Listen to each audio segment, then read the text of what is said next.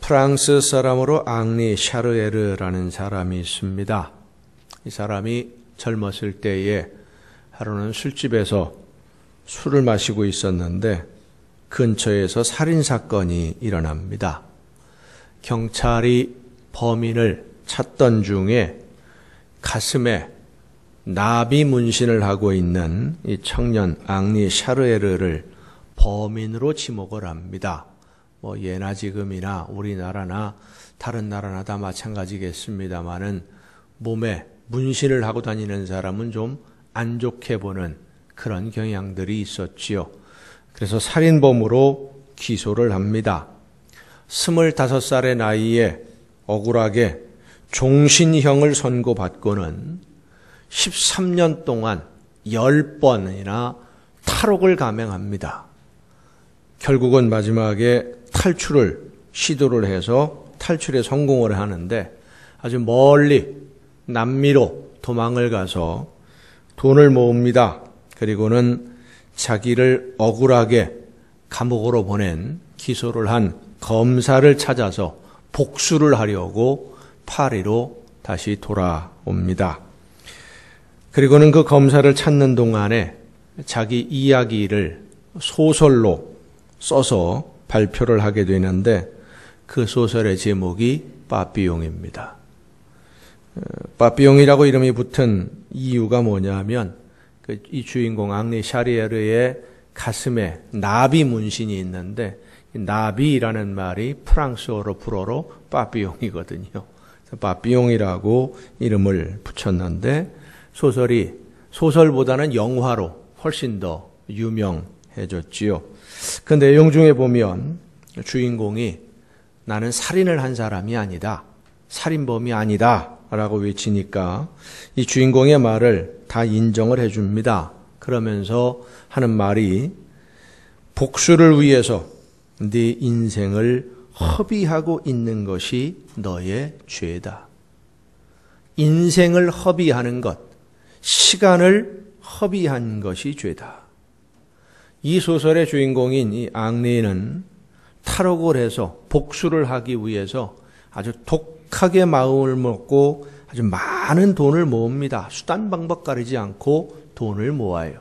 그리고는 파리에 돌아와서 자기를 감옥에 보낸 억울하게 누명을 씌운 알면서도 죄가 없다는 것을 알면서도 감옥에 보낸 이 검사를 결국은 찾아냅니다. 그렇지만 마지막에 가서 결국 복수를 포기해요. 복수를 포기하고 나니까 보복하는 것을 포기하고 나니까 마음의 평안을 누려요. 감옥에서 도망쳐서 자유를 얻었다고 생각을 했습니다마는 그 마음에는 자유가 없었는데 용서하고 나니까 그제서야 마음의 평안을 누리게 되고 기쁨을 누리게 된 거예요. 이러한 모든 내용들을 이제 소설로 써서 발표를 했던 것이 바로 이 빠삐용입니다. 지난 주일에 말씀을 전하면서 오늘, 다음 주일이니까 오늘이죠. 오늘 주일에 복에 대해서, 복 받는 방법에 대해서 말씀을 전한다고 말씀을 드렸습니다. 그래서 복에 대해서 관심 있는 분들 모시고 오라고 그랬는데 우리 난관교회 성도님들은 복 받는 일에 대해서 별로 관심이 없는 것 같아요. 자, 여러분 생각해 보십시다. 여러분은 복에 대해서 어떤 생각을 가지고 계십니까? 복 그러면 제일 먼저 생각하는 것이 복은 받아야 된다라는 생각을 대부분이 가지고 있습니다. 복을 받아야 된다라는 것에는 다른 의견이 없는데 문제는 복이 뭐냐라고 하는 거예요. 복이 도대체 뭐냐? 복은 생각하는 기준에 따라서 달라집니다. 돈을 복이라고 생각하는 사람이 있고 건강을 복이라고 생각하는 사람도 있습니다.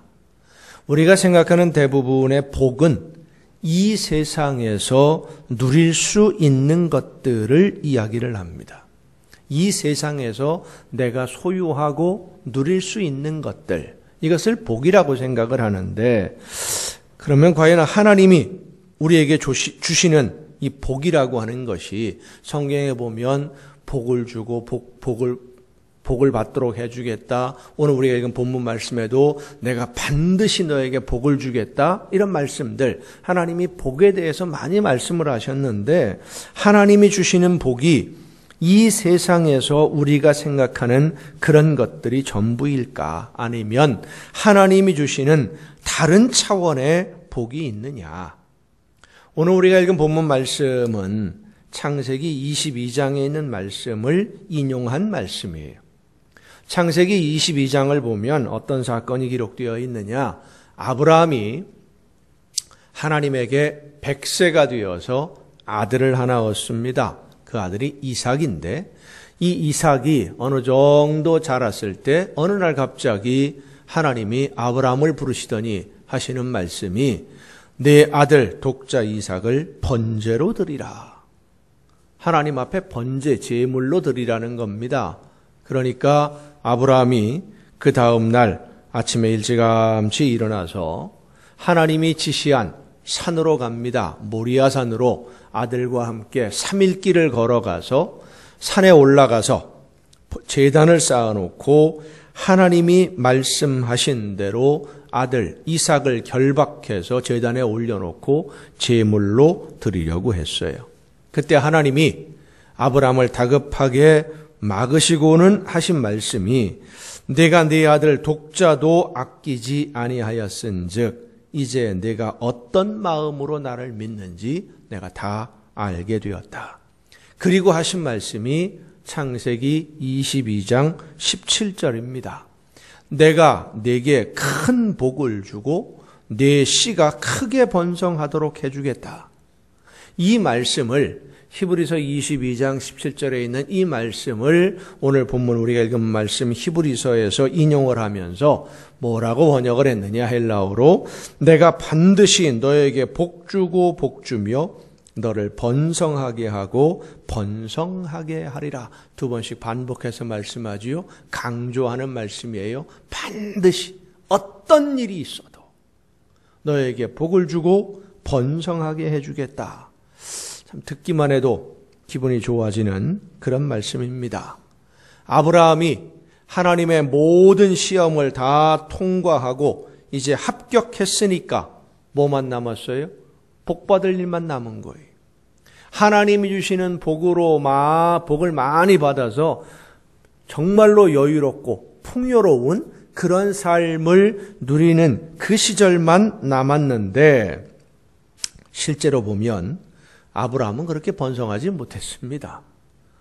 물질이 많아진 것도 아니고요. 자손들이 많은 것도 아니에요.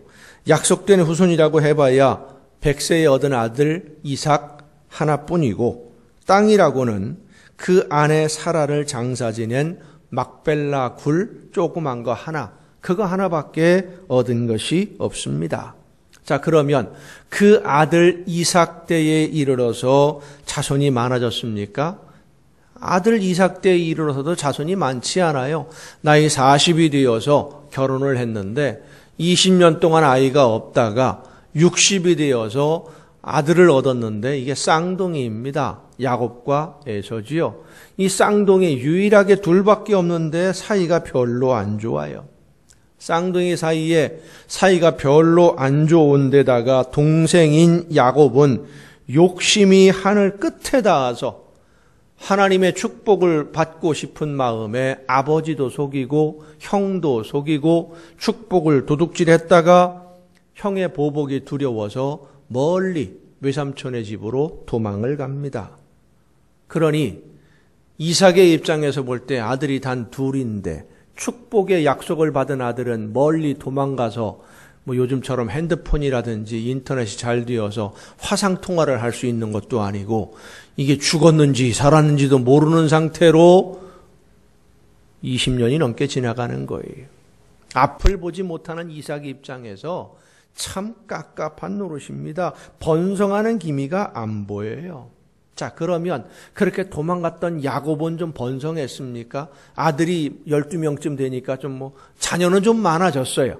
딸 하나까지 13이니까 자녀는 좀 많아졌는데 그가 얼마나 많은 평안함과 풍요로움을 누렸어요? 아닙니다. 그의 인생도 그리 호락호락한 인생이 아닙니다.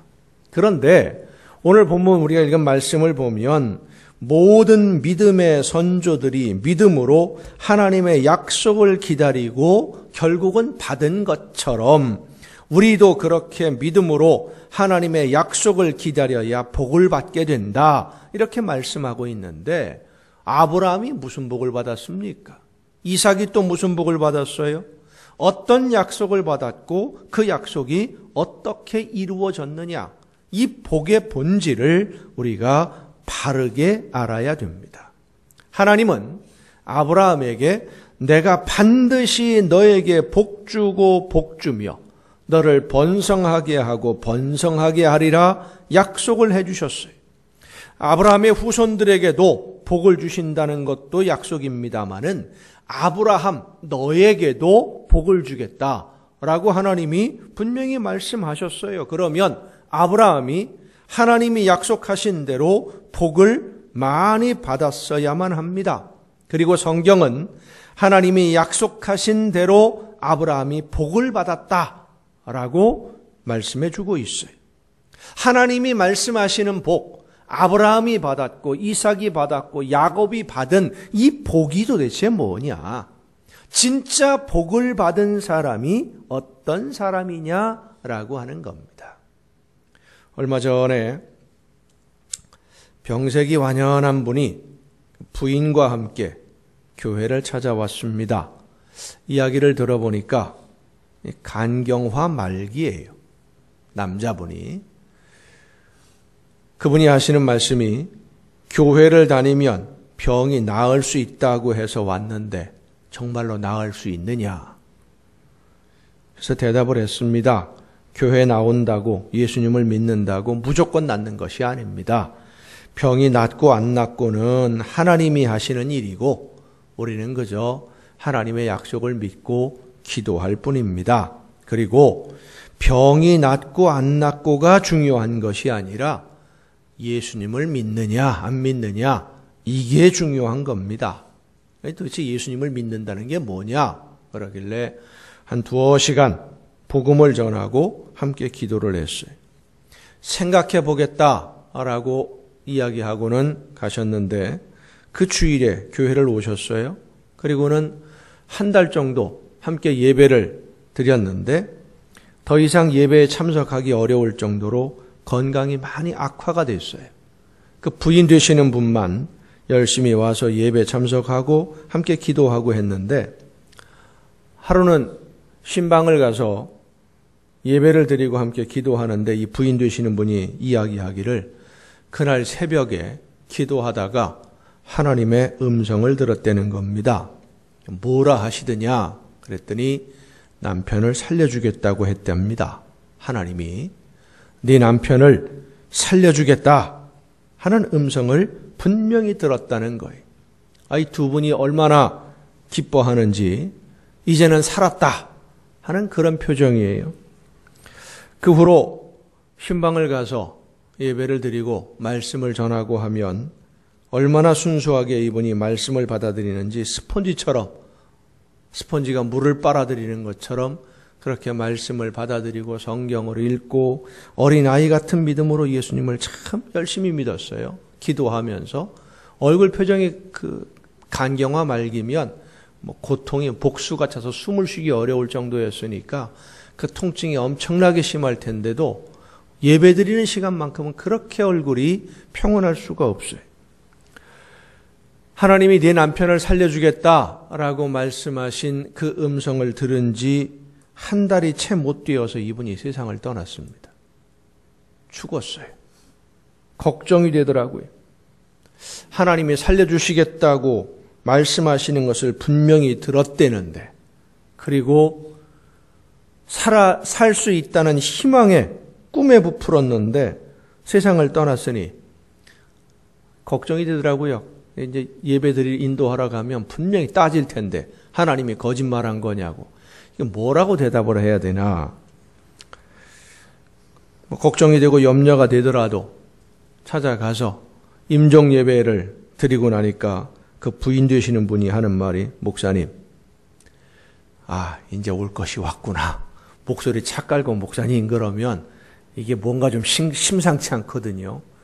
이제 올 것이 왔구나. 뭐라고 대답을 할까? 하나님, 지혜를 주십시오 하고 속으로 기도하고 있는데, 하나님이 약속하신 대로 내 남편 살려주셨어요. 이 부인이 하시는 말씀이, 약속하신 대로 내 남편 살려주셨어요. 이게 도대체 무슨 말인가 싶었어요. 임종 예배를 드렸는데, 하나님, 이 영혼을 하나님이 받아주실 줄로 믿습니다.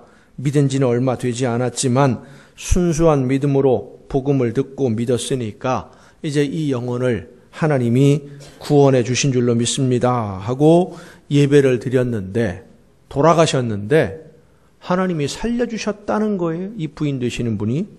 무슨 말인가 했더니 이어서 하는 말이, 하나님이 우리 남편의 영혼을 살려주셨어요.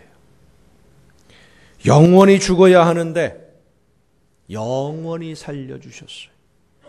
얼마나 편안하게 눈을 감았는지 마지막 숨을 거두면서 웃으시면서 나중에 천국에서 봐요.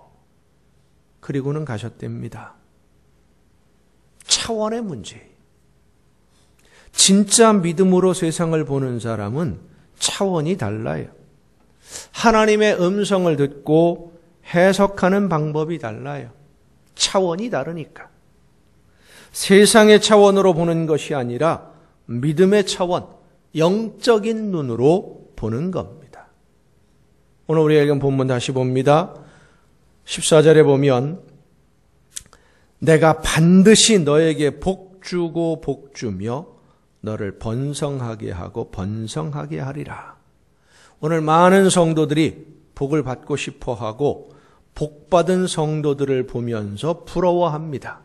그런데 성도들 뿐만 아니라 이 세상 사람들 대부분이 이 복을 번영하는 것, 물질의 풍요함 이런 것과 동일한 것으로 생각을 합니다. 그래서 세상을 살면서 어려운 일을 당하거나 시련을 맞이하거나 혹은 물질에 풍성하지 못하면 부끄러워해요.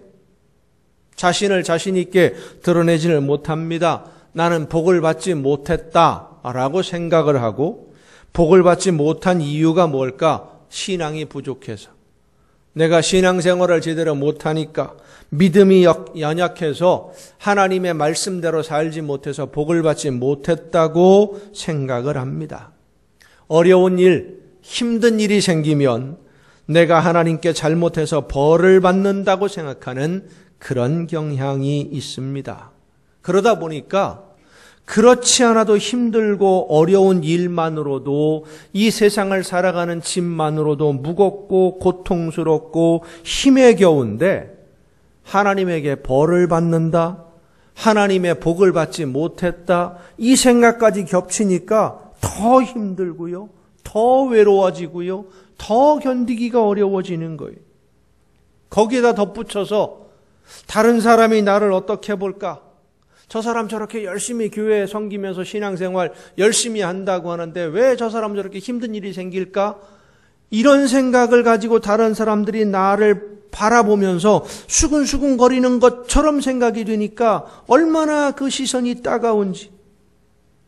그렇지 않아도 힘들고 무거운 짐인데 이 짐이 더 무거워지게 되고 더 힘들어지게 되고, 자칫 잘못 생각을 하면 그만 교회를 떠나고 맙니다.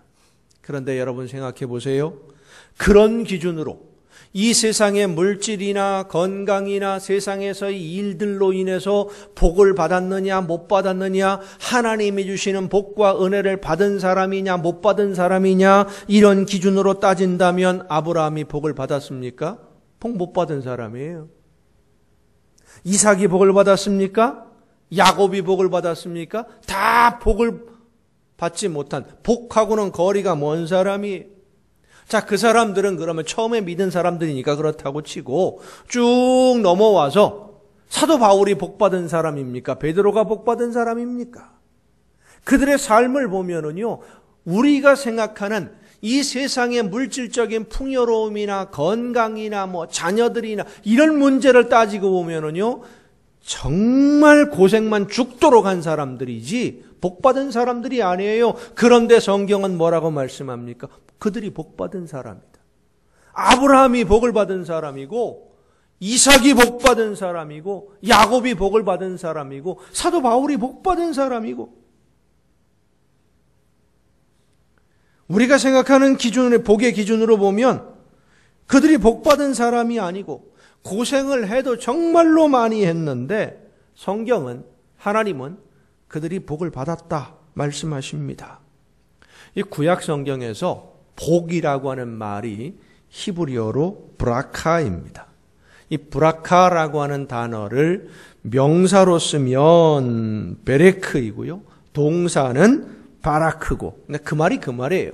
브라카, 바라크, 베레크 다 그 말이 그 말인데, 명사로 사용하면 어떤 의미로 쓰여지느냐? 무릎입니다.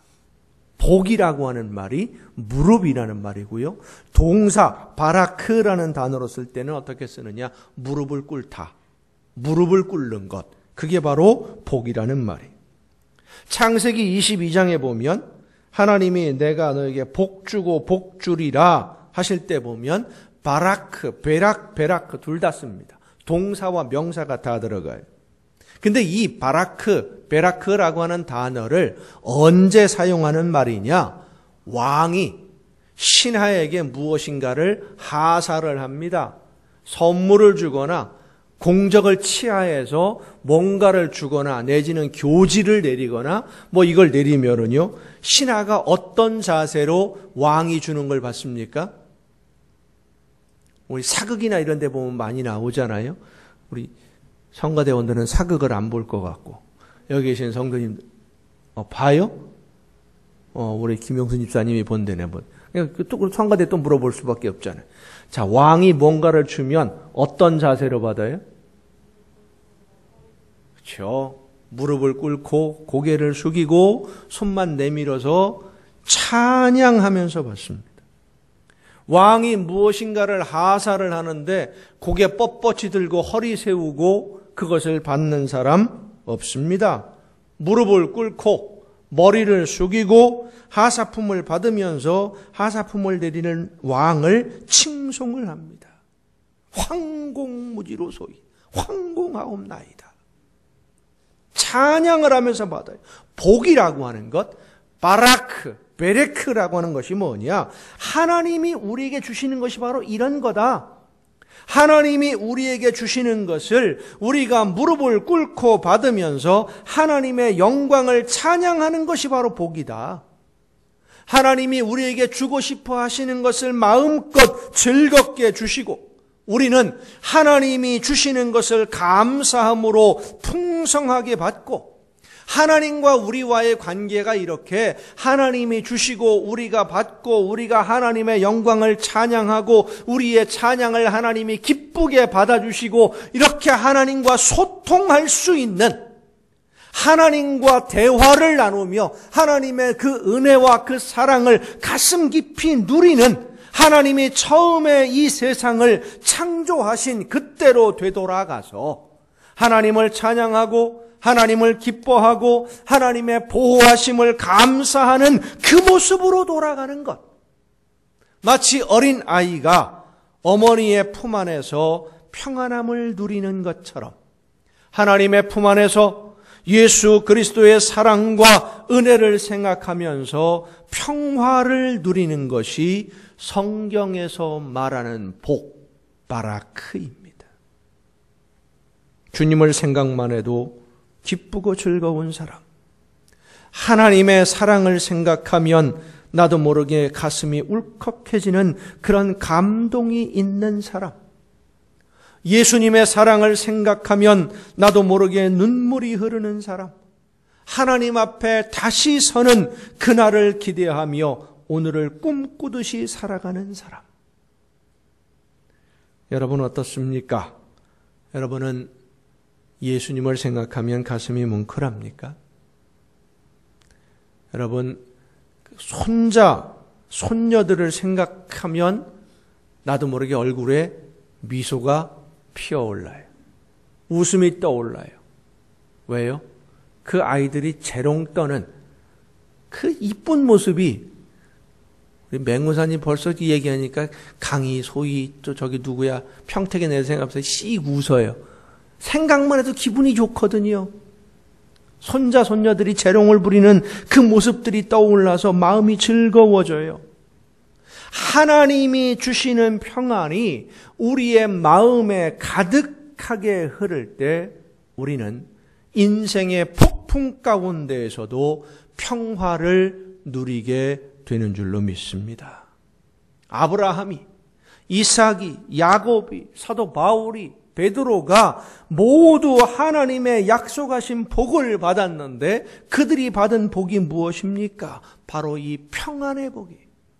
하나님과 소통하는 복입니다. 하나님께 말씀드리고 하나님의 보호하심 가운데 평안함을 누리는, 이 세상의 무거운 짐으로 인해서 힘들어하는 것이 아니라 넉넉히 견디며 나아갈 수 있는 하나님의 능력을 의지하는 그 믿음. 하지만 그들이 이 세상에서 살았던 삶은 그리 평안한 삶은 아니었습니다. 야곱이 말년에 요셉이 애굽에 살아있다는 소식을 듣고 애굽으로 내려갑니다. 가족들을 다 이끌고 애굽으로 내려가서 애굽의 왕 바로 앞에 섰을 때 바로가 야곱에게 묻습니다. 네 나이가 얼마냐? 그때 야곱이 뭐라고 대답을 하냐면요, 내 나그네 길의 세월이 130년입니다. 내 나이가 얼마 못 되어서 우리 조상의 나그네 길의 연조에 미치지 못하나 험악한 세월을 보내었나이다. 나이가 얼마 되지 않습니다마는 130살밖에 안 됐지만 험악한 세월을 살았습니다. 그렇지요. 형을 피해 도망을 갔다가 사촌들을 피해 다시 고향으로 돌아와야 되는데 고향에 돌아오자니 형이 기다리고 있고 군인들을 이끌고 출동했다는 얘기는 듣고 뒤에는 사촌들이 눈에 불을 켜고 노리고 있고 이러지도 못하고 저러지도 못하고 앞으로 가지도 못하고 뒤로 물러서지도 못하고 야복강가에서 하나님께 무릎을 꿇고 기도합니다. 창세기 32장에 보면 야곱이 밤이 새도록 씨름을 했다 그랬는데 전번에도 잠깐 말씀을 드렸습니다마는 구약 성경에 나오는 단어나 지명들이요 다 의미들이 있어요. 야복강에서 야곱이 밤이 새도록 씨름을 했는데 씨름이 히브리어로 아박입니다. 아박이라는 말이나 야복이라는 말이나 그 말이에요. 모음은 똑같아요. 모음, 자음이 똑같아요. 그런데 이 아박, 씨름이라는 말이 무슨 뜻이냐면요, 먼지를 뒤집어 쓴다는 말입니다. 그러니까 야곱이 야복강 언덕에서 온몸에 먼지를 뒤집어 쓰고 아박, 씨름을 하다가 다리를 다쳐요. 먼지를 뒤집어 쓰고 다리를 다쳐서 절룩거리는 모습, 이게 복받은 사람의 모습입니까? 세겜에 머물렀는데 딸 디나가 세겜 추장 아들에게 욕을 보고 맙니다. 간신히 그런 모든 우여곡절 끝에 고향에 돌아왔는데 사랑하는 아내 라헬이 베냐민을 출산하다가 그만 세상을 떠납니다. 그리고 얼마 못 가서 가장 사랑하는 아들 요셉이 형들에게 미움을 받다가 행방불명이 되고 맙니다. 진짜 험악한 세월을 보냈어요. 이런 생활이 우리가 생각하는 기준으로 볼 때 복받은 사람의 모습입니까? 오늘 많은 사람들의 생각하는 복의 기준으로 보면 복을 받기는커녕 고난의 연속입니다. 그런데 야곱은 복을 받았습니다. 그 많은 아픔과 시련 속에서도 하나님을 바라볼 수 있었어요. 그것이 복입니다. 하나님의 인도하심을 받았습니다. 그것이 복입니다. 하나님이 그를 외면하지 않으셨습니다. 어디를 가든 함께 해주셨습니다. 그것이 복이에요. 그래서 야곱은 이 세상에서는 시련을 당했어도 흔들리지 않았고 불안해하지 않았습니다. 두려워하지 않았습니다. 폭풍 속에서 평안함을 누렸어요. 이 평안함이 하나님이 주시는 복인 줄로 믿으시기를 바랍니다. 사도 바울도 복을 받은 사람입니다. 비록 매를 맞고 굶주리고 병들어서 많은 고통을 받았지만 그는 항상 기뻐했어요. 억울하게 누명을 쓰고 매를 맞고 감옥에 갇혔습니다마는 찬송을 불렀어요. 여러분, 감옥에서 매를 맞고 얻어맞은 다음에 찬송이 나오겠습니까? 찬송은 기쁨에 넘쳐서 부르는 찬양이에요. 뭐가 기뻐요? 그게 복받은 사람의 모습이에요. 그런데 사도 바울은 그렇게 매를 맞고 얻어맞고 억울하게 감옥에 갇혔는데도 그 마음에 기쁨이 넘쳤어요. 항상 기뻤어요. 찬송을 불렀어요. 이 기쁨은 하나님이 주시는 기쁨이에요. 하나님이 주시는 평안이에요. 하나님이 나와 함께 하심을 믿는 믿음으로 누리는 기쁨이에요. 하나님의 아들 예수 그리스도가 나를 죽음에서 건지시려고, 나에게 영원한 생명을 주시려고 대신 십자가 지신 그 사랑이 내 마음에 가득 차 넘치게 될 때 느끼는 감격이요, 행복이요, 기쁨입니다. 이것이 복이에요. 사랑하는 성도 여러분, 여러분에게 이 행복이 늘 충만하게 임하시기를 바랍니다. 여러분에게 이 감사함이 늘 넘쳐나기를 예수님의 이름으로 축원합니다. 이 세상에서 얼마나 많이 가지고 있느냐, 건강하냐, 사업이 잘 되느냐, 자녀들이 성공했느냐, 이런 기준은 세상의 기준입니다. 하나님과의 관계가 어떻게 되었느냐, 내가 하나님께 말씀드리고 하나님이 나에게 말씀해 주시고, 내가 어디에 있든지 무엇을 하든지 하나님이 나를 보고 계시고 나를 지켜주시고 돌보시고 내 삶에 함께 하시는 것을 깨닫는 것, 이것이 가장 중요한 거예요. 사랑하는 성도 여러분, 여러분은 복을 받았습니까? 복을 받았습니까? 예수님이 나를 대신해서 목숨 버리셨고 나를 구원하신다는 것을 깨달아 알게 되어서 하나님을 아버지로 부를 수 있는 믿음, 이 믿음이 있는 사람이 진짜 복받은 사람인 줄로 믿으시길 바랍니다. 진짜 복을 받은 거예요. 하나님의 자녀가 되어서 평안과 행복을 누리는 사람이 진짜 복을 받은 거예요. 성령께서 나와 함께 하심을 믿는 사람이 정말 진짜 복을 받은 사람입니다. 내가 복을 받았다는 것을 알지 못하고 세상의 조건만 따지면서 슬퍼하거나 불평하거나 원망하면 안 됩니다. 사랑하는 성도 여러분, 우리는 이 세상 그 누구보다 더 큰 복을 받은 하나님의 자녀들입니다. 이 큰 복을 받은 것에 감사하면서 하나님의 은혜 가운데 머물러 있기를 간절히 원함으로 기도하며 말씀에 순종해야 됩니다. 하나님이 예수 그리스도를 통해 주신 구원의 은혜를 소홀히 여겨서 잃어버리면 안 되는 거예요.